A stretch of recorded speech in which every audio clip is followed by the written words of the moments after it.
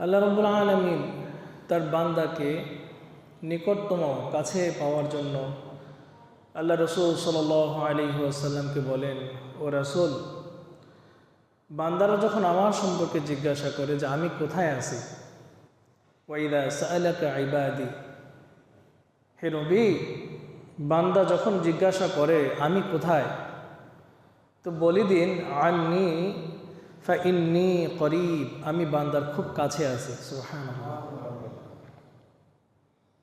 উজিবু দাওয়াতাদ দাঈ ইযা দাআন, বান্দা যখনই আমাকে ডাকে সাথে সাথে আমি তার ডাকে জবাব দিই। সুবহানাল্লাহ। মুমিন বান্দার জন্য দোয়া হচ্ছে খুব নৈকট্যশীল একটা ইবাদত। আল্লাহকে কাছে পাওয়ার জন্য মুমিন বান্দার দোয়া হচ্ছে একটা বড় সম্বল, এবং এটা একটা কেমন যেন শান্তির স্থল। যারা নাকি নাস্তিক, তাদের বিপদ আপদে তারা কাউকে ডাকতে পারে না, অসহায় হয়। যারা আল্লাহতে বিশ্বাস করে না, কাফের, তারা বিপদে আপদে নিজের উপর নিজে স্থির থাকতে পারে না, কি করবে, হায় হতাশ করে। কিন্তু মুমিন বান্দার একটা শান্তির স্থল হচ্ছে, মুমিন বান্দা যত বড় বিপদেই পড়ুক না কেন, সে তার রবকে কাছে পায়। সুবহানাল্লাহ। সে তার আল্লাহকে ডাকতে পারে যে আল্লাহ, আমার এই বিপদে আপনি উদ্ধার করেন।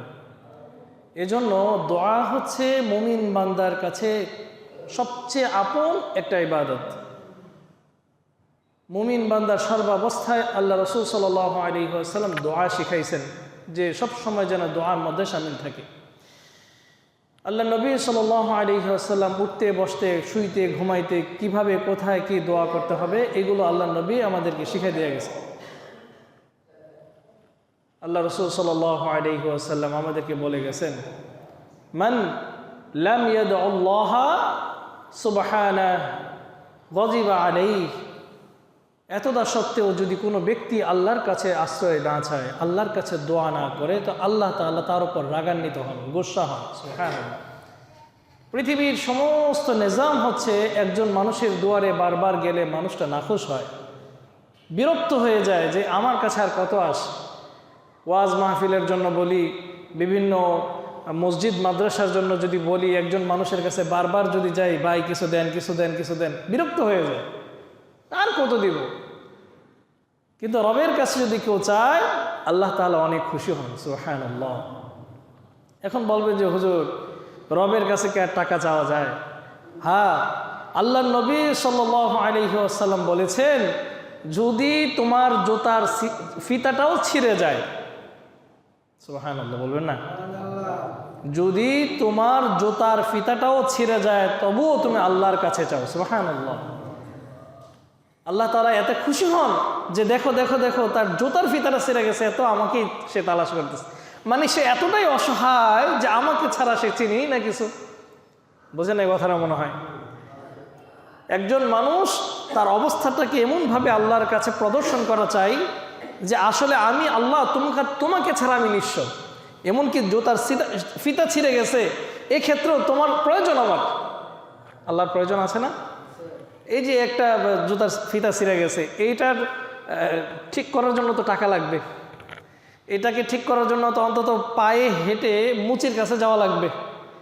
এই যে সব কিছু মিলে, হে আল্লাহ, আমি নিঃস্ব, আমি অসহায়, আপনাকে ছাড়া আমি এক পাও আগাতে পারবো না, জুতার ফিতা ছিঁড়ে গেছে, এটার জন্য আল্লাহ আপনাকে চাই।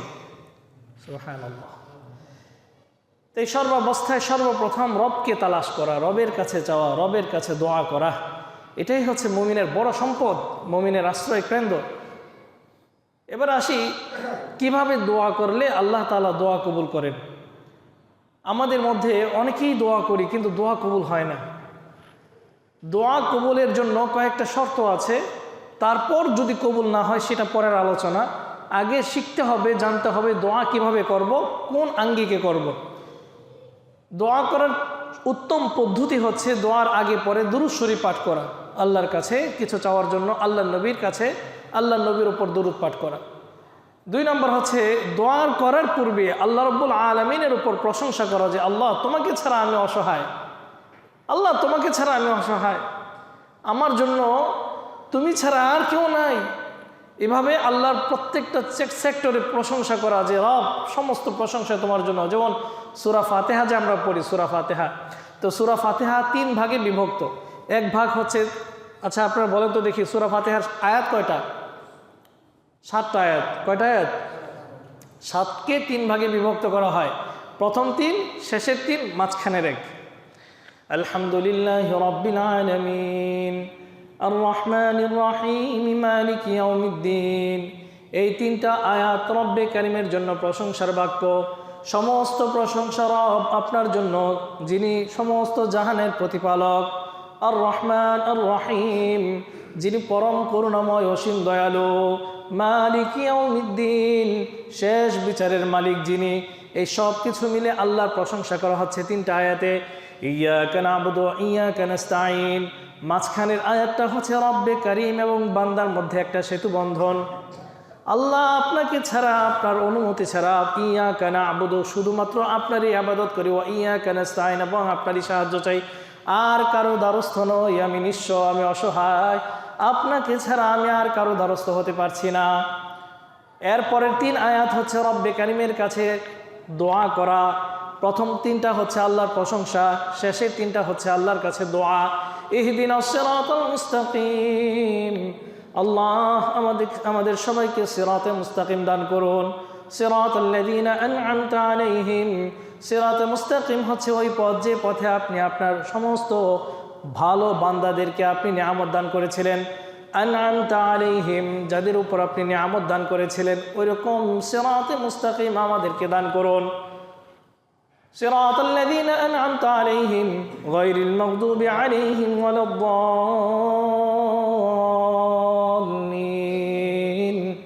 আল্লাহ ওই পথ আমাদেরকে দেখেন না, যে পথে আপনি গজব নাজিল করেছিলেন এবং ভ্রষ্ট যারা হয়ে গেছে, যারা বিপদগামী হয়ে গেছে, তাদের পথ আপনি আমাদেরকে দেখেন না। এই সূরা ফাতিহা আমাদেরকে শেখাচ্ছে কিভাবে দোয়া করতে হয়, দোয়া করার পদ্ধতি। সর্বপ্রথম দুরূদ শরীফ, তারপরে রবের প্রশংসা, তারপরে আল্লাহর কাছে কিছু চাওয়া। এরপরে আসি, আল্লাহর কাছে কিছু চাইতে হলে গোপন কিছু ইবাদত করা প্রয়োজন, যে ইবাদতটা আপনি আল্লাহ ছাড়া আর কেউ জানে না। এরকম ইবাদত আমাদের অধিকাংশ মানুষেরই নাই। আমরা মানুষকে দেখানোর জন্য ইখলাস ছাড়া অনেক ইবাদত করি। মানুষকে না দেখাইলেও ইবাদত করি ঠিক, কিন্তু ইখলাস থাকে না, ইখলাস থাকে না। এজন্য প্রত্যেকটা মুমিনের কর্তব্য এমনভাবে ইবাদত করা, যে ইবাদতটা অন্তত কয়েকটা, আমি সবগুলো করলে তো আলহামদুলিল্লাহ ভালো, কিন্তু কিছু কিছু ইবাদত এমন রাখা চাই যে ইবাদতটা আপনি আর আল্লাহ ছাড়া আর কেউ জানে না। এই সমস্ত ইবাদতের ওসিলা দিয়ে আল্লাহর কাছে দোয়া করলে আল্লাহ দোয়া কবুল করেন। বনী ইসরায়েলের একটা 3 জনের ঘটনা আপনারা শুনেছেন নিশ্চয়ই। ওই যে 3 জন ব্যক্তি গুহায় আশ্রয় নিয়েছিল, এরকম অনেক ওয়াজ মাহফিল আপনারা শুনেছেন। আমি বিস্তারিত বলছি না, জাস্ট একটু স্মরণ করিয়ে দিই যে বনী ইসরায়েলের 3 ব্যক্তি গুহায় আটকে পড়ছিল।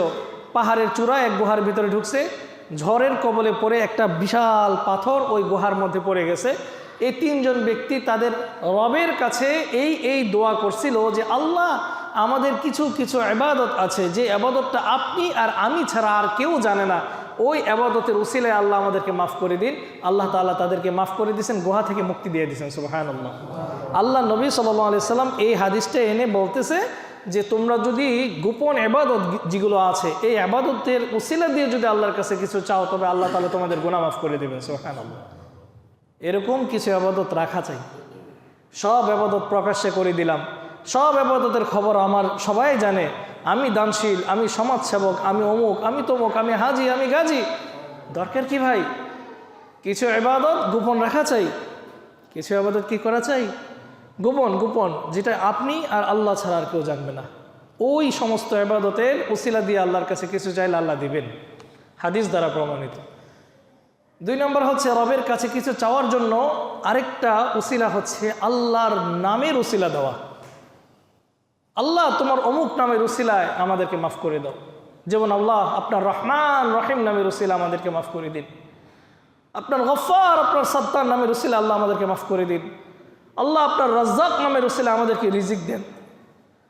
এভাবে আল্লাহর অনেক গুণ কীর্তন নাম আছে, আপনারা শুনেছেন হাদিসে আছে প্রায় আল্লাহর 99টি নাম আছে, তা না, আল্লাহর 99টার চেয়েও বেশি আল্লাহর নাম আছে। ওয়ালিল্লাহিল আসমাউল হুসনা, আল্লাহ রাব্বুল আলামিনের কিছু চমৎকার নাম আছে। ফাদউ, তোমরা ওই সমস্ত নাম দ্বারা ডাক দাও আল্লাহর কাছে। আল্লাহর এই সমস্ত নাম নিয়ে যখন বান্দা আল্লাহর কাছে বলে, আল্লাহ তোমার নামের উসিলায়, তোমার নামের উসিলা আল্লাহ মাফ করে দাও, তবে আল্লাহ তাআলা এই ডাকগুলো শুনে থাকেন। সুবহানাল্লাহ। বনী ইসরাঈলের মধ্যে একজন বিখ্যাত ব্যক্তির ঘটনা, আল্লাহু আকবার, হযরত ওয়াহাব ইবনে মুনাব্বিহ রাহিমাহুল্লাহ, তিনি একটা ঘটনা উল্লেখ করেন। তিনি বলেন, বনী ইসরাঈল জাতির মধ্যে এক অনেক পাপিষ্ঠ ব্যক্তি ছিল, একটা যুবক ছিল, এমন কোনো অন্যায় নাই যে সে করে নাই, খুব গুনাহে জর্জরিত ছিল। তার গুনাহের অবস্থা দেখে এলাকাবাসী তাকে এলাকা থেকে তাড়িয়ে দিয়েছে। সে যখন এলাকা থেকে চলে যায়, তার মৃত্যু সময় ঘনিয়ে আসে, তখন যে কোনো উপায়ে সে মারা যায়, অর্থাৎ এলাকার বাহিরে লোকটা মারা যায়। তখন জমানার নবী মূসার কাছে আল্লাহ রাব্বুল আলামিন ওহী নাজিল করে বলেন, ও মূসা, ইন্না ওয়ালি ইবনে ওয়ালি,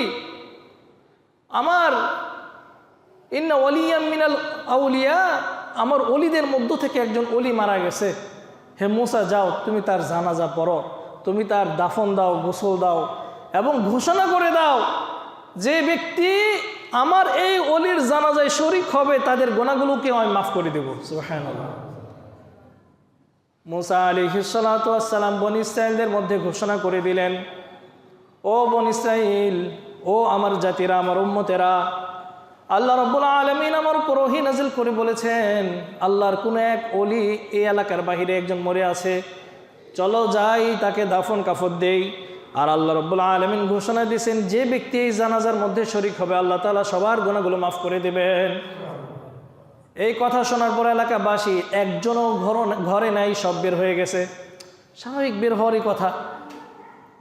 আমরা যদি এরকম কিছু শুনি তা আমরা বের হব না? সমস্ত গুনাহগুলো মাফ করার জন্য বনী ইসরাঈলের ঘর ঘর থেকে সমস্ত পুরুষগুলো বের হয়ে গেছে, সমস্ত দলবল নিয়ে। মূসা আলাইহিস সালাতু ওয়াস সালাম যখন নাকি নির্দিষ্ট ওই এলাকার মধ্যে গেছে, গিয়ে দেখে এলাকার মানুষ তাকে চিনে ফেলছে, আর এইটা তো সেই লোক, যে লোকটাকে নাকি আমরা গুনাহের কারণে এলাকা থেকে বের করে দিয়েছিলাম, এই তো সেই যুবক। মূসা আলাইহিস সালাতু ওয়াস সালাম যুবককে দেখে অবাক হয়ে বলতেছেন, ও আল্লাহ, এই কোন কারিশমা তুমি দেখাইলা, এর গুনাহের কারণে তো আমরা এলাকা থেকে তাকে বের করে দিয়েছিলাম, আর তুমি বলতেছো তোমার এমন ওলি যে ওলির জানাজা পড়লে সমস্ত মানুষের গুনাহগুলো মাফ হয়ে যাবে। আল্লাহ, তুমি আমাদেরকে কি পরীক্ষায় ফেলাইলা, ঘটনাটা কি? আল্লাহ রাব্বুল আলামিন তখন বিস্তারিত মূসা আলাইহিস সালাতু ওয়াস সালামের কাছে ওহী নাজিল করে বলতেছেন, ও মূসা, শোনো শোনো, আমিও জানি এই যুবক অনেক গুনাহ করেছে, অনেক অন্যায় করেছে, অনেক অপকর্মে লিপ্ত ছিল, কিন্তু যখন তার মৃত্যুর সময় ঘনিয়ে এসেছিল, এলাকার মানুষ তাকে তার গুনাহের কারণে এই জন্য তাড়িয়ে দিয়েছিল যে এই লোক যদি এলাকার মধ্যে থাকে, এলাকার মধ্যে সমস্ত মানুষের উপর আযাব নাজিল হবে। এতই পাপিষ্ঠ ছিল, এত গুনাহগার ছিল, এলাকার একজন মানুষও এই লোকটাকে দেখতে পারতো না। লোকটা যখন নাকি ঘর থেকে, এলাকা থেকে বের হয়ে যায়, মৃত্যুর সময় ঘনিয়ে আসে, এই যুবক ডান দিকে তাকায়, কাউকে দেখে না, বাম দিকে তাকায়, কাউকে দেখে না। তখন আসমানের দিকে তাকায় বলতেছে, আল্লাহ, আমি আপনার সমস্ত বান্দাদের মধ্য থেকে একজন নাখানদানালা এক বান্দা। আল্লাহ, আপনি ভালো করেই জানেন আমার গুনাহের কারণে এলাকা থেকে আমাকে বের করে দিয়েছে, আমার কোনো এলাকার মানুষ নাই, আমার কোনো আশ্রয়স্থল নাই, আমাকে কোনো ঘরেও জায়গা দেয় না, আমাকে কোনো এলাকায় জায়গা দেয় না। ও আল্লাহ, একমাত্র আশ্রয়স্থল হচ্ছেন আপনি। আমি এই মুহূর্তে আপনাকে ছাড়া আর কারোর কাছে আশ্রয় চাচ্ছি না। ও আল্লাহ, আমি শুনেছি আপনি নাকি গফফার, আপনি নাকি রহমান রহিম। আল্লাহ, আপনার কাছে রহমতের ভিক্ষা চাই। আল্লাহ, আমাকে আপনি মাফ করে দিন। আল্লাহ, যদি জানতাম আমার গুনাহের কারণে সমস্ত মানুষগুলো পাপিষ্ট হবে, গুনাহগার হবে, আমার গুনাহের কারণে যদি সমস্ত মানুষগুলো আযাবে গ্রেফতার হয়, ও আল্লাহ, এই ভয়ে আমাকে এলাকা থেকে বের করে দিছে। আর আমি যদি জানি যে আমার দোয়ার কারণে আপনি আপনার রহমান রহিম নামের যে গুণ কীর্তন আছে, যে বৈশিষ্ট্য আছে, এগুলো কমে যাবে, তাহলে আমি অবশ্যই আপনার কাছে কিছু চাইতাম না। কিন্তু আমি ভালো করেই জানি রব্বে করিম, আমি আপনার দয়ার ভিক্ষা যদি চাই আর আপনি যদি আপনার রহমান রহিম নামের উসিলা আমাকে ক্ষমাও করে দেন, আপনার রহমান রহিম নামের কোনো কিছুই কমবে না। ও আল্লাহ, ওই আশা নিয়ে আপনার কাছে আশ্রয় চাচ্ছি। আল্লাহ, আপনি আমাকে মাফ করে দিন, আমাকে আশ্রয় দিন এবং আমার সমস্ত গুনাহগুলোকে মাফ করে দিন। সুবহানাল্লাহ। ও মূসা, সে যখন আমার কাছে দোয়া প্রার্থনা করতেছে, ও মূসা আমার কাছে খুব মায়া লাগতেছে। তার কোনো আশ্রয়স্থল নাই, তাকে কেউ ঘরে জায়গা দেয় না, এলাকায় জায়গা দেয় না। আমার কাছে খুব মায়া লাগছে ও মূসা। ওই মুহূর্তে সে শুধুমাত্র তার নিজের জন্যই দোয়া চাইছে। আল্লাহর কসম, আল্লাহ রাব্বুল আলামিন বলেন, আমার জাতের কসম করে বলতেছি, এই লোক যদি এলাকার সমস্ত মানুষের জন্য দোয়া করতো, আমি সকলের গুনাহগুলো মাফ করে দিতাম। সুবহানাল্লাহ। আমি সকলের গুনাহগুলো মাফ করে দিতাম। ও মূসা তার দোয়াগুলো আমার কাছে খুব অনুনয় বিনয় করছিল এবং আমার জাতি নামের উসিলায় সে আমার কাছে ক্ষমা চাইছিল। আমার জাতি নামের উসিলায়, গফফার রহমান রহিম নামের উসিলায় মূসা আলাইহিস সালাতু ওয়াস সালাম তার জানাজা পড়াইছেন, দাফন কাফন নিজ হাতে দিয়েছেন। ঘটনাটা এই জন্য বলছি যে আল্লাহর কাছে কিছু চাইলে আল্লাহর জাত নামের উসিলায় আল্লাহর কাছে চাওয়া, তবে আল্লাহ তাআলা কবুল করবেন। আল্লাহর তাওহীদের উসিলা দেওয়া, আল্লাহ তোমার তাওহীদের শপথ করে বলছি, আল্লাহ তুমি দোয়া কবুল করো, ইনশাআল্লাহ আল্লাহ দোয়া কবুল করবেন।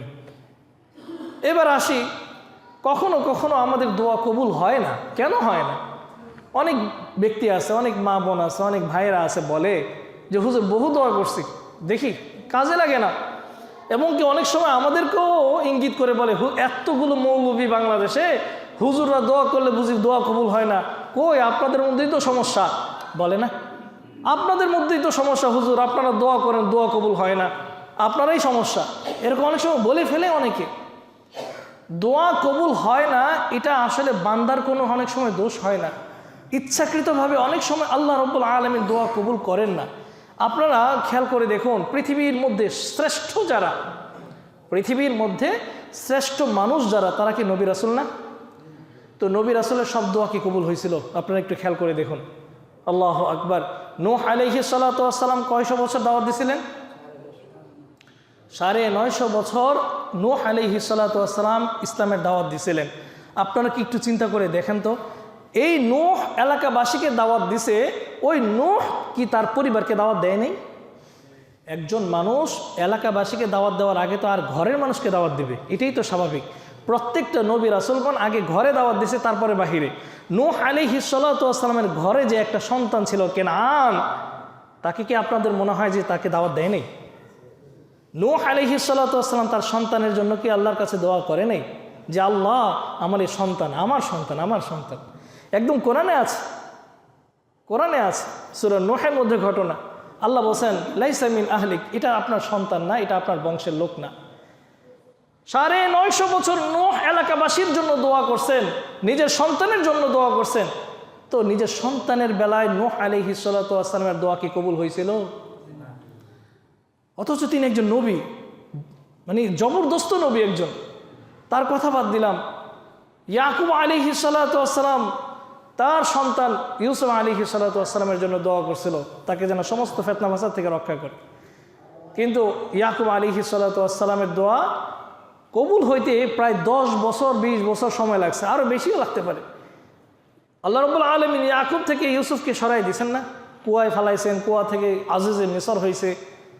অনেক লম্বা কাহিনী, অনেক দীর্ঘ সময় পর ইয়াকুব আলাইহিস সালাতু ওয়াস সালাম তো ফার্স্টে মনেই করছিলেন যে ইউসুফ মনে হয় আর নাই।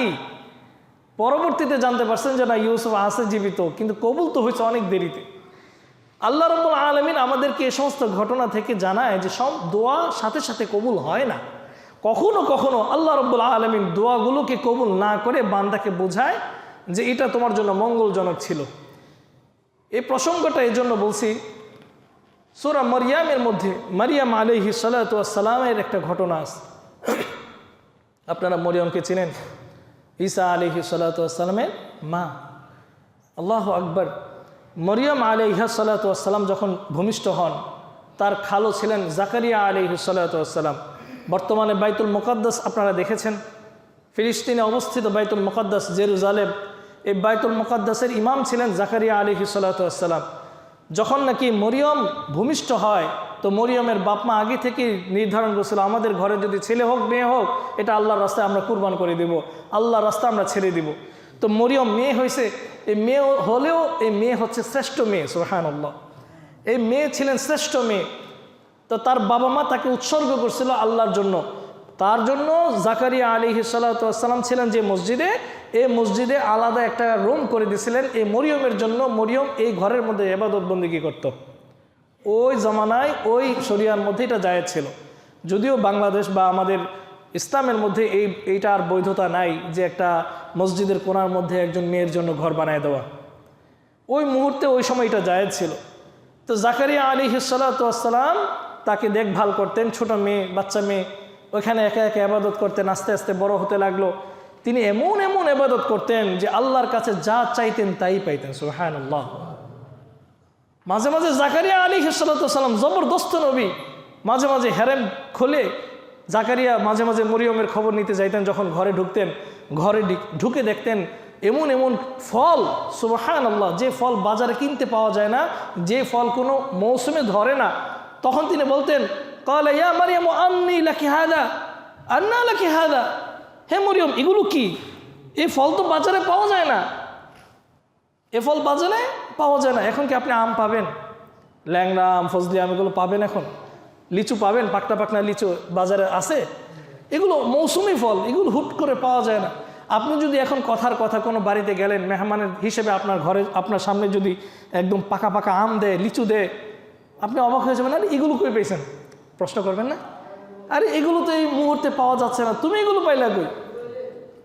ক্বালা ইয়া মারইয়াম আন্না লাকি হাদা, ক্বালাত হুয়া মিন ইনদিল্লাহ। মরিয়ম তখন জবাব দিতেন, এগুলো আল্লাহর পক্ষ থেকে আসছে, সুবহানাল্লাহ বলবেন না? এগুলো আল্লাহর পক্ষ থেকে, আল্লাহর নিয়ামত, আমার কাছে আল্লাহ তাআলা পাঠান ফেরেশতার মাধ্যমে, সুবহানাল্লাহ। তা আমি এটা এই জন্য বলছি যে মরিয়ম যে দোয়া করতেন ওই দোয়া আল্লাহ তাআলা কবুল করতেন।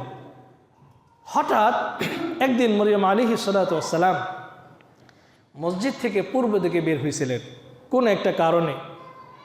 হঠাৎ তার সামনে একজন শুভ্র সুন্দর মানুষ দেখতে পাইলেন। তিনি ভয় পেয়ে গেলেন। আদৌ পর্যন্ত কোনো মানুষ তাকে দেখে নাই, স্পর্শ করে নাই, খাস পর্দা করতেন তিনি দেখে ভয় পেয়ে বললেন, আল্লাহকে ভয় করো, আমার সামনে এসো না, দূর হয়ে যাও। তখন ওই আল্লাহর বান্দা যাকে দেখতে সুন্দর দেখা যাচ্ছিল তিনি বলতেন যে আপনি ভয় পায়েন না, আমি আল্লাহর পক্ষ থেকে প্রেরিত ফেরেশতা, সুবহানাল্লাহ। আমি কোনো মানুষ না, আমি আল্লাহর পক্ষ থেকে প্রেরিত ফেরেশতা। আমি আপনার কাছে একটা বার্তা নিয়ে আসছি। মরিয়ম বললেন, কি বার্তা? তো ওই ফেরেশতা বলতেছেন, আল্লাহ তাআলা বলছেন আপনার গর্ভে বাচ্চা হবে, সুবহানাল্লাহ বলবেন না? মরিয়ম আলাইহিস সালাতু ওয়াস সালাম আতঙ্কগ্রস্ত হয়ে গেলেন, ভয় পেয়ে গেলেন। এটা কিভাবে সম্ভব? আমি না কোনো বিবাহিত মেয়ে, আর না আমি কোনো ব্যভিচার করেছি, আমার পেটে আবার বাচ্চা হয় কিভাবে? ওই ফেরেশতা বলতেছেন এটা আল্লাহ তাআলার পক্ষে সম্ভব, আল্লাহ তাআলা চান এটা হতে, সুতরাং এটাই হবে। আল্লাহ তাআলা এর দ্বারা একটা নিদর্শন পৃথিবীতে সৃষ্টি করতে চান যে বাবা ছাড়া আল্লাহ তাআলা সন্তান ভূমিষ্ঠ করবেন। মরিয়ম আলাইহিস সালাতু ওয়াস সালামকে ওই ফেরেশতা একটা ফু দিলেন, তিনি আবার হেরেমে চলে আসলেন, তার ঘরে চলে আসলেন, আতঙ্কগ্রস্ত, কাউকে কিছু বলছেন না, লজ্জায়। আস্তে ধীরে যখন নাকি প্রসবের যে অর্থাৎ সাইন, একটা নিদর্শন আলামত প্রকাশ পাচ্ছে, মানুষগুলো যখন নাকি দেখতে পাইল যে কি মরিয়মের পেট আস্তে আস্তে বড় হচ্ছে, ঘটনাটা কি? এলাকার মানুষের মধ্যে একটা শোরগোল সৃষ্টি হয়েছে। আচ্ছা, আপনার মা, আপনার বোন, আপনার স্ত্রী, অর্থাৎ এমন আমাদের ফ্যামিলি নিয়ে যদি আমরা একটু চিন্তা করি যে তাদের যদি এরকম একটা অবস্থা হয়, কেমন চিন্তা, তাদের কেমন একটা পেরেশানি কাজ করবে? এটা তো কখনো হওয়ার মতোই না। একজন ঘরে যদি আপনার আমার বোনের ঘরে মনে করেন বিয়ে দেয়নি, হঠাৎ দেখলাম যে তার বাচ্চা হবে, এলাকার মানুষ কি বলবে? সে কি লজ্জায় মুখ দেখাতে পারবে? মানুষ কত নানান কথা বলবে, সমাজের মানুষ তাকে কলুষিত করবে।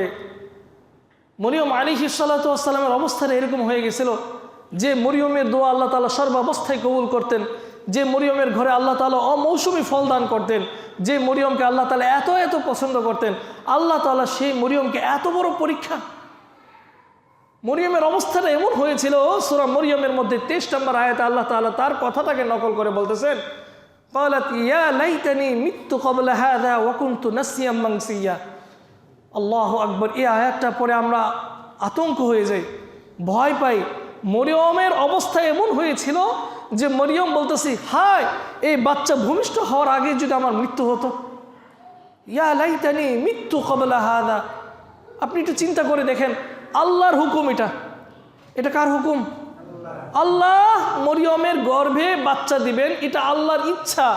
কিন্তু মরিয়মের অবস্থা এমন হয়ে গেছে যে তিনি সহ্য করতে পারতেছেন না সমাজের মানুষ কি বলবে, কলুষিত করে ফেলবে তাকে। সহ্য করতে না পেরে তিনি বাধ্য হয়ে বললেন, ইয়া লাইতানি মিত্তু ক্বাবলা হাযা, হায় ভূমিষ্ঠ হওয়ার আগে যদি আমার মৃত্যু হতো। সিচুয়েশনটাকে একটু চিন্তা করেন। আল্লাহ নবী সাল্লাল্লাহু আলাইহি ওয়াসাল্লাম তিনি বলেন হাদিসে যে লা ইয়ামুতুল ইনসান, আল্লাহ রাসূল সাল্লাল্লাহু আলাইহি ওয়াসাল্লাম বলেন কোনো ব্যক্তি যেন নিজের মৃত্যু কামনা না করে, কোনো ব্যক্তি যেন তার মৃত্যু কামনা না করে। লা ইয়াতামান্না ইয়ান্না আহাদাকুমুল মাউতু লিদুররি নাযালা বিহ, বিপদ আসার কারণে কোনো মানুষ যেন তার মৃত্যু কামনা না করে, এটা জায়েজ নাই। তো মরিয়ম আলাইহিস সালাতু ওয়াস সালাম এই কাহিনী জানতেন, এই হাদিস জানতেন, বা এই মাসআলা ভালো করেই জানতেন। তা সত্ত্বেও মরিয়ম অবস্থাকে দেখে, সিচুয়েশনটাকে দেখে নিজের প্রতি নিজে এত ভয়, এত আতঙ্কগ্রস্ত হয়ে গেছেন যে তিনি নিজের মৃত্যু কামনা করতেছেন। এরপরে আল্লাহ বলেন, মরিয়ম বলতেছেন ওয়াকুনতু নাসিয়াম মানসিয়া, হায় আমি যদি মানুষের স্মৃতি থেকেই চলে যেতাম, হায় মরিয়ম নামে একটা মানুষ ছিল, এটা জন্য মানুষ ভুলে যেত। আল্লাহু আকবার। সিচুয়েশনটার দিকে একটু আপনাদেরকে নজর দেওয়ার কথা বলছি। ভাবেন একটু যে এত আল্লাহর প্রিয় বান্দি হওয়া সত্ত্বেও আল্লাহ তাআলা তাকে কত কঠিন পরীক্ষা নিমজ্জিত করছিলেন। আপনার আমার দোয়া অনেক সময় আল্লাহর কাছে কবুল হয় না, এই জন্য আপনি আমি অনেক সময় পেরেশান হয়ে যাই। আল্লাহকে আমাকে দেখলো, এত ডাকলাম আল্লাহর জন্য, এত মান্নত করলাম, এত গরু ছাগল মাদ্রাসা মসজিদে দিলাম, এত এত টাকা দিলাম, আল্লাহকে আমার ডাক শুনবে না?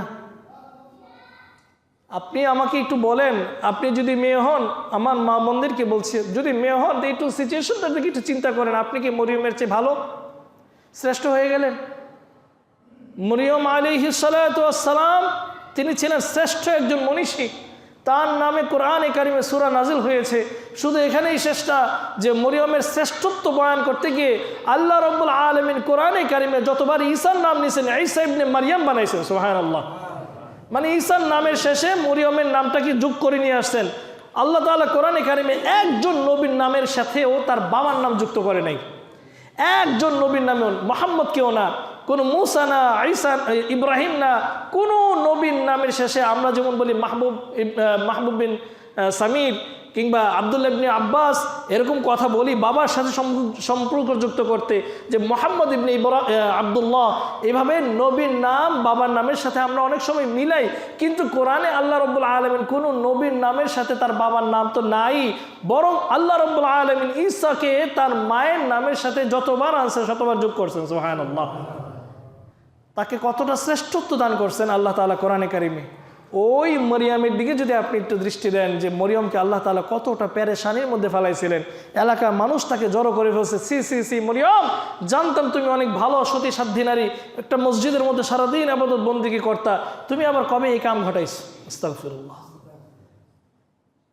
ওই মসজিদে ইউসুফ হাজ্জাজ নামে একজন খাদেম ছিল, তারা সন্দেহ করছে যে নাউজুবিল্লাহ নাউজুবিল্লাহ, বলতে গেলেও কষ্ট লাগে। তাফসীর ইবনে কাসিরের মধ্যে লেখা, এলাকাবাসী ওই ইউসুফকে সন্দেহ করতেছে যে এই ইউসুফের সাথে মনে আকাম কাকাম করছে, নাউজুবিল্লাহ। এই কথা শুনতে পেয়ে ইউসুফ এতটাই কষ্ট পাইছে যে তিনি ওই মসজিদ ত্যাগ করে এমন জায়গায় চলে গেছেন, পরবর্তীতে এই লোকটাকে আর কেউ দেখতে পায়নি। তো আল্লাহ রাব্বুল আলামিন মরিয়মকে কতটা পরীক্ষার মধ্যে ফেলছিলেন।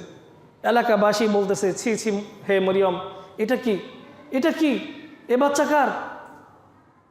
তখন আল্লাহ রাব্বুল আলামিনের পক্ষ থেকে মরিয়মকে বলছিলেন, হে মরিয়ম তুমি চুপ থাকো, তোমার এই উত্তর তোমার বাচ্চাই দিয়ে দেবে। সুবহানাল্লাহ। ক্বালা ইন্নী আব্দুল্লাহ আতানিয়াল কিতাব ওয়া জাআলানি নাবিয়্যা। মরিয়ম আলাইহিস সালাতু ওয়াস সালামের কোলে ঈসা আলাইহিস সালাতু ওয়াস সালাম মাত্র ভূমিষ্ঠ হয়েছে, দুধের বাচ্চা। যখন সমস্ত মানুষগুলো ওইভাবে আঙ্গুল দিয়ে ইশারা করে মরিয়মকে লজ্জিত করতেছে, তখন আল্লাহ রাব্বুল আলামিন এই কোলের বাচ্চা ঈসার মুখ জবান খুলে দিয়ে বলতেছেন, ঈসা বলতেছেন, আনা আব্দুল্লাহ, আমি আল্লাহর বান্দা ঈসা। ক্বালা ইন্নী আব্দুল্লাহ আতানিয়াল কিতাব, আমার কাছে আল্লাহ রাব্বুল আলামিনের কিতাব নাজিল হয়েছে। ওয়াজআলানি নাবিয়্যা, এবং আল্লাহ তাআলা আমাকে নবী হিসেবে পাঠাইছেন। সুবহানাল্লাহ। তিনি বাচ্চা থাকতে এমন শ্রেষ্ঠত্ব অর্জন করেছেন। আল্লাহু আকবার। হযরত মারিয়াম আলাইহা সালাতু ওয়াসসালামের খালু ছিলেন জাকারিয়া। ওই খালুর স্ত্রীর গর্ভে যখন নাকি ইয়াহিয়া ভূমিষ্ঠ হয়, ইয়াহিয়া যখন পেটের মধ্যে আসে, জাকারিয়ার স্ত্রী ইয়াহিয়ার পেটে যখন আসে, স্ত্রীর পেটে যখন ইয়াহিয়া নবী আসে, তো তাফসীর ইবনে কাসিরে লেখছে মরিয়ম এবং ইয়াহিয়ার মা যখন একসাথে হতেন, ঘটনাটা বুঝছেন, মরিয়ম এবং ইয়াহিয়ার মা অর্থাৎ দুজন মহিলা যখন একসাথে হতেন, তো মরিয়মের গর্ভে হচ্ছে ঈসা আর ওই মহিলার গর্ভে হচ্ছে কি ইয়াহিয়া। তাফসীরে আছে যে তারা যখন একসাথে হতো, সুবহানাল্লাহ, ওই মহিলার গর্ভে ইয়াহিয়া ঈসার সেজদার জন্য মাথা নত করতেন। সুবহানাল্লাহ। পেটের মধ্যে কত শ্রেষ্ঠত্ব আল্লাহ তাআলা দান করছিলেন ঈসাকে। সব মিলে যে কথাটা বলতেছিলাম যে আমাদের সব দোয়া আল্লাহ কবুল করবেন এই আশা না রাখা, এটা কোনো পার্সেল না যে অর্ডার দিলাম আয়সা বলল, এটা কোনো পার্সেল না যে অর্ডার দিলাম আসলো না কেন আল্লাহকে জবাবদিহি করতে হবে, আমি এত চাইলাম আল্লাহ দিল না কেন আল্লাহকে জবাবদিহি করতে হবে না। বরং হাদিসে আছে যদি তুমি দোয়া করো আল্লাহ রাব্বুল আলামিন অবশ্যই এই দোয়ার ফজিলত, এই দোয়ার অর্জন তোমাকে দিবেই দিবে। সুবহানাল্লাহ।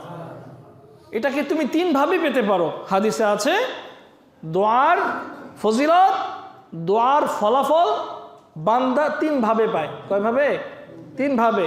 তুমি যে দোয়া করেছো এটা যদি তোমার জন্য কল্যাণকর হয়, আমরা অনেক সময় দোয়া করি আমাদের জন্য, আল্লাহ আমার একটা সরকারি চাকরি, আল্লাহ আমার একটা গভর্নমেন্ট জব যদি দিতা, এরকম অনেক বাবা মার আশা সন্তানের একটা গভর্নমেন্ট চাকরি হোক, সরকারি চাকরি হোক, অনেকের আশা। আল্লাহ তাআলা দেখতেছেন গভর্নমেন্ট জব তার জন্য কল্যাণকর না, এই জন্য দেন না। আমরা অনেক সময় দোয়া করতে ভুল করি, আমরা অনেক সময় ডাইরেক্টলি চেয়ে ফেলি যে আল্লাহ আমাকে এটা দাও। তো অনেক সময় যে আমরা এটা চাই যে আল্লাহ আমাকে এটা দাও, এটা যে আমার জন্য কল্যাণকর, এটা আমি কিভাবে জানলাম? বাচ্চার ঠান্ডা লাগবে, আপনি বাচ্চাটাকে নিয়ে যখন রাস্তায় হাঁটেন, আইসক্রিমের ওই ডিব্বাটা দেখলে, হ্যাঁ, আইসক্রিমের ওই যে ফ্রিজটা দেখলে বাচ্চার আর তর্স হয় না। বাচ্চা বলে বাবা আইসক্রিম, বলে না? বাবা কি দেয়? সব সময় দেয়? অনেক সময় ভুলাই দেয় যে না বাবা আইসক্রিম না, চকলেট খাও, বাবা আইসক্রিম না, অন্য কিছু খাও, আইসক্রিমটা খেলে তোমার ঠান্ডা লাগবে, এমনিই তোমার নাক দিয়ে পানি পড়ে। তো বাচ্চার এই আবেগ, বাচ্চার এই চাওয়া, এটা যে তার জন্য কল্যাণকর না, এটা কে জানে? বাবা জানে। অনেক সময় আমরাও এরকম অনেক কিছু আল্লাহর কাছে চেয়ে ফেলি যেটা আমার জন্য কল্যাণকর নয়, কিন্তু আল্লাহ ভালো করেই জানেন এটা আমার জন্য কল্যাণকর নয়, এই জন্য আল্লাহ অনেক সময় দেন না। সুবহানাল্লাহ বলবেন না? আল্লাহ দেন না এটা, কারণ আমরা তো আল্লাহর বান্দা, আল্লাহ আমাদেরকে সৃষ্টি করেছেন, আমার ভবিষ্যৎ আল্লাহ ভালো জানেন। আল্লাহ কখনো বান্দার ক্ষতি চায় না, এই জন্য দোয়া এভাবে করা চাই, আল্লাহ এটা যদি আমার জন্য কল্যাণকর হয় আল্লাহ আমাকে এটা দাও। এটা হচ্ছে দোয়ার সিস্টেম। দোয়ার পদ্ধতি কোনটা? আল্লাহ এটা যদি আমার জন্য কল্যাণকর হয় আল্লাহ তুমি আমাকে এটা দাও, আর যদি এটা আমার জন্য অকল্যাণকর হয় আল্লাহ আমার মন থেকে এটার ভালোবাসা উঠাই দাও, আমার মন থেকে এটার প্রতি যে দুর্বলতা আল্লাহ এটা উঠাই দাও। আমরা কত কিছুই না জীবনে চাই, মানুষকে চাই জীবনে, হ্যাঁ, পছন্দের মানুষ, আল্লাহ আমার পছন্দের মানুষ, এভাবে দোয়া করা উচিত না। আরে হতে পারে সে আমার জন্য অকল্যাণকর, এজন্য আল্লাহ দিচ্ছেন না আমাকে, এজন্য অনেক বিপদ আপদ আমাদের সামনে আসতেছে, আল্লাহ চান না এটা তোমাকে দিক, এজন্য এভাবে দোয়া করা, আল্লাহ এই মেয়েটা বা এই ছেলেটা বা এই জিনিসটা, এই গভর্নমেন্ট জব, এই চাকরি, এই ব্যবসা, আল্লাহ এই জিনিসটা যদি আমার জন্য কল্যাণকর হয় আল্লাহ তুমি আমাকে দাও, আর যদি এটা আমার জন্য অকল্যাণকর হয় তবে আল্লাহ আমার মন থেকে এটার প্রতি যে একটা ভালোবাসা এটা উঠায় দাও। এটা হচ্ছে দোয়া করার সিস্টেম, পদ্ধতি। বলছিলাম দোয়া করলে তিনভাবে ফল পাওয়া যায়। এক হচ্ছে এটা যদি এই দোয়া যেটা আমি করেছি এটা যদি আমার জন্য কল্যাণকর হয় তবে এটা আমি পেয়ে যাবো ইনশাআল্লাহ, এটা আল্লাহ দিয়ে দিবেন। আর যদি এটা আমার জন্য অকল্যাণকর হয়, আল্লাহ তাআলা তারপরও আপনাকে আমাকে বিফলে দিবেন না। আল্লাহ বলবেন যে আহা, বান্দা আমার কাছে চাইছে, কিন্তু আমি তো দেখতেছি এটা বান্দার জন্য কল্যাণকর না। ঠিক আছে, সে যে চাইছে এটার জন্য আমি তার জীবনে যে একটা বিপদ আছে বিপদটাকে উঠাই দিলাম। সুবহানাল্লাহ। এটা হচ্ছে দোয়ার ফলাফলের দ্বিতীয় ভাগ, তার কি হয়ে যায়, বিপদ আপদ উঠে যায়। 3 নম্বর হচ্ছে যদি কথার কথা বিপদ আপদ তার জীবনে লেগেই আছে, হ্যাঁ, যে দোয়া করছে এই দোয়াও কবুল হয়েছে না। আল্লাহ নবী সাল্লাল্লাহু আলাইহি ওয়াসাল্লাম হাদিসে বলেন, কাল কিয়ামতের ময়দানে বান্দাকে ডাকা হবে, বান্দা এখানে আসবে, এই নাও একটা গিফট, আল্লাহর পক্ষ থেকে গিফট। বান্দা বলবে কি গিফট? সে খুলে দেখবে এত চমৎকার গিফট, এত দামি গিফট, সে এতটাই আশ্চর্যান্বিত হবে এবং সে বলা শুরু করবে, আল্লাহ এটা আমার কোন ইবাদতের বিনিময়ে তুমি আমাকে দিলা? আমি তো এরকম ইবাদতের জন্য, আমি এমন গিফটের জন্য একদম মোটেও প্রস্তুত ছিলাম না। আল্লাহ এত দামি গিফট আমার জন্য, আল্লাহ এটা কেন দিলা? মানে বান্দা অবাক হয়ে যাবে, গিফট পেয়ে, উপহার পেয়ে বান্দা অবাক হয়ে যাবে। তখন আল্লাহ বলবেন, তুমি দুনিয়াতে আমার কাছে কিছু চেয়েছিলাম, মনে আছে? হ্যাঁ আল্লাহ, আমি চেয়েছিলাম। তুমি যে জিনিসটা চেয়েছিলে এই জিনিসটা আমি তোমাকে দুনিয়াতে দেই নাই, বরং বিনিময়ে আল্লাহ বলেন যে আমি এটা কাল কিয়ামতের ময়দানে তোমার জন্য রেখে দিলাম, এই জিনিসটা হচ্ছে তোমার। বান্দা তখন আফসোস করে বলবেন, সুবহানাল্লাহ, হাদিসে আছে বান্দা এই গিফট পেয়ে আফসোস করে বলবেন, হায় দুনিয়াতে আমার একটা দোয়াও যদি কবুল না হতো। সুবহানাল্লাহ, আমি এই গিফটটা যদি পাইতাম, দুনিয়াতে আমার একটা দোয়াও যদি কবুল না হইতো। সুবহানাল্লাহ। তাহলে আমরা শিখলাম যে দোয়া করলে বিফলে যাবে না। দোয়া যেটা চেয়েছেন আপনার জন্য কল্যাণকর হলে আপনি পেয়ে যাবেন। 2 নম্বর, যদি কল্যাণকর না হয় আপনার সামনে থেকে একটা বিপদ সরে যাবে। তাও যদি না সরে, কিয়ামতের ময়দানে এমন পুরস্কার পাবেন যে পুরস্কারের জন্য আপনি আফসোস করবেন। সুবহানাল্লাহ। আল্লাহ তাআলা আমাদের সবাইকে আল্লাহর নৈকট্যশীল বান্দা হওয়ার তৌফিক দান করুন। সকলে বলে আমিন। বেশি বেশি করে দোয়া করা, আল্লাহর কাছে চাওয়া। আর কার কাছে চাইতে পারি বলুন? আর কার কাছে চাইতে পারি আল্লাহ ছাড়া? আর আল্লাহর কাছে চাইলে কায়েম মনোবাক্যে যেতে হবে, কোনো অমনোযোগী থাকা যাবে না। দোয়া করতেছি আজকে জিলাপি পামু কি না পামু, কয়টা পামু, এই চিন্তা ভাবনা যদি দোয়ার মধ্যে থাকে, কি ভাই দোয়া কবুল হইব? দোয়া করতেছি আমি নতুন জুতারা নিয়ে আসতে, আল্লাহ জানে জুতারা আছে না নাই। একবার জুতার দিকেও তাকাই, আবার দোয়াও করি, এই দোয়া কবুল হয় রে ভাই? আল্লাহ রাসূল সাল্লাল্লাহু আলাইহি ওয়াসাল্লাম স্পষ্ট বলেছেন, গাফেল হৃদয়ের দোয়া কবুল হয় না। যারা গাফেল থাকে দোয়ার মধ্যে, তাদের দোয়া কবুল হয় না। দোয়া করতেছে হুজুর, তো পিছনে মুসলিম করতেছে, আরে খাইছে, যে দোয়া শুরু করছে আজকে সামবনি কে জানে, তো তোমারে আমি হাত খেয়ে রাখছি নাকি? তুমি দোয়া সেরে যাও না, এটা নামাজ না তো। বুঝেন নাই মনে হয় কথাটা। অনেক, এটা আমার এলাকার কথা বলছি না, যে কোনো প্রান্তে যান, হঠাৎ মনে করেন হুজুর দোয়া তুলছে, এখন আপনার কাছে ভালো লাগতেছে না দোয়াটা, আপনার ব্যস্ততা আছে, আপনি দোয়া ছেড়ে চলে যান না। এটা তো আর নামাজ না যে ছেড়ে দিলে নামাজ ভেঙে যাবে। বুঝলেন নাই? ছেড়ে দিলে নামাজ ভেঙে যাবে নাকি? এটা তো দোয়া না যে ছেড়ে দিলে দোয়া শেষ, ভেঙে গেছে দোয়াটা। আপনার মন চাইছে জানবে না, আপনার ব্যক্তিগত দোয়া আপনি করুন, যখন মন চায়, যখন যেখানে মন চায়। ঘুমের মধ্যে শুয়ে আছেন তখন দোয়া করেন, ঘুম থেকে উঠছেন বসে বসে আল্লাহর কাছে দোয়া করেন। এমন নির্জনে আছেন যেখানে আপনাকে কেউ দেখতেছে না, দোয়া করেন। আপনি মানুষের সাথে আছেন, মনে মনে হাত তুললে আপনার স্মরণ করতেছে যে এখানে আমার আব্বা আছে বৈশা, আব্বার সামনে হাত তুললে দোয়া করলে আব্বা নাকি নাকি মনে করে কি বউ চাই নাকি কি চাই, দরকার কি? হাত তোলার দরকার নেই, মনে মনে আল্লাহ আমার এটা লাগবে, আল্লাহ আমার ওইটা লাগবে, মনে মনে আল্লাহর কাছে চান। এগুলো দোয়া। আর দোয়ার মধ্যে মনোযোগ থাকা চাই। অমনোযোগী দোয়া আল্লাহ কবুল করেন না। আল্লাহ তাআলা আমাদের সবাইকে সঠিকভাবে দোয়া করার তৌফিক দিন। আমিন।